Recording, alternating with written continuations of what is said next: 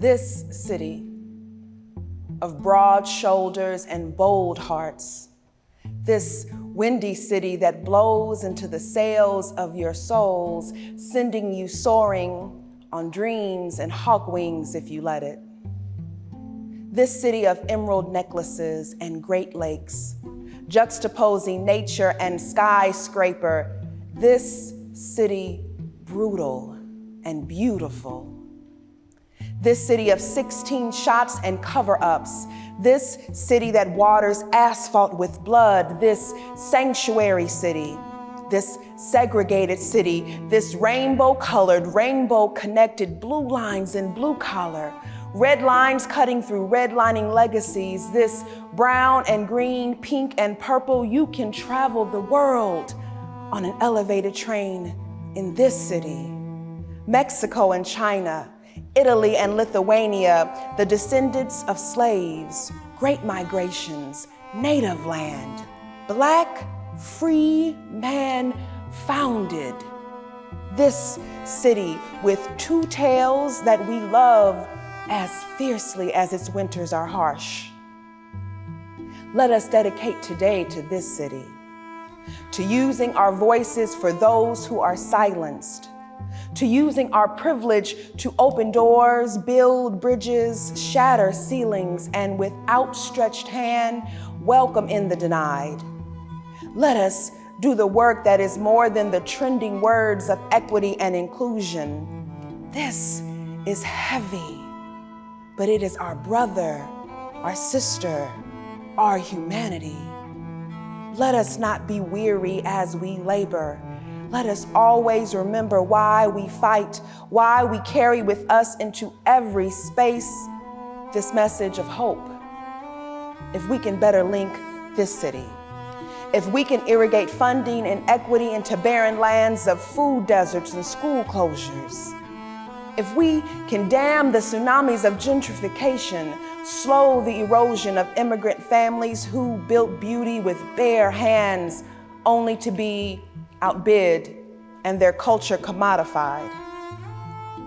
If we can ensure that a train ride from 95th and the Dan Ryan to the Loop to Evanston only has the backdrop of changing cultures and not the hideous demarcation of disinvestment, if we can be better stewards of this city, then we can create better stewards of the world.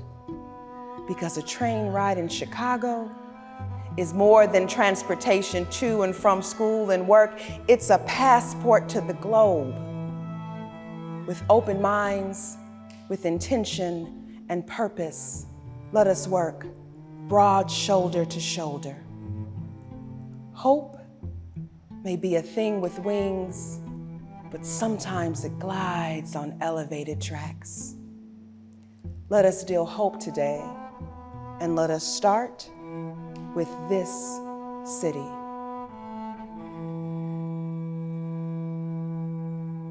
Especially kids who are disenfranchised, brown and black kids, poor kids, kids who are typically othered. Sometimes the first time they have real agency is when they do art. It's the first place that they can do what they want and no one can tell them it's wrong because it's their creation. You know the power in that? The power in having a place that you are allowed to do, say, paint, dance, sing, whatever the heck you want, and no one can tell you you're wrong. They can give you techniques to be better. They can point you to other artists that you can read about or study and look at and influence you. But what your mind creates is fully right. That is the power of the art. And to see the first time someone does it, regardless if they're young or old, the first time someone creates something, it doesn't make a difference if anyone ever buys it or shares it on Facebook or plays it on the radio. You've made something out of your mind. That's just you. It's such an epiphany. Oh, you're just writing about this stuff, you don't really do it. No, this is my literal career.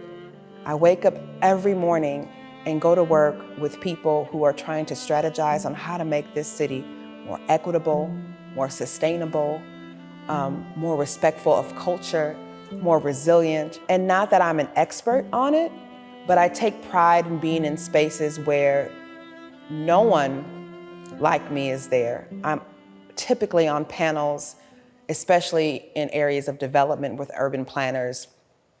I'm the only one there who is not an urban planner, who doesn't have a master's degree, who is literally talking about the lived experiences of people that they're theorizing on how to make solutions for. And I like being in that space. I like when people ask me, oh, what panel are you here to see? I'm presenting. I'm a very open book. I talk as much as I can about being a survivor of domestic violence, about being a single mother, about living in what I call proximity to poverty.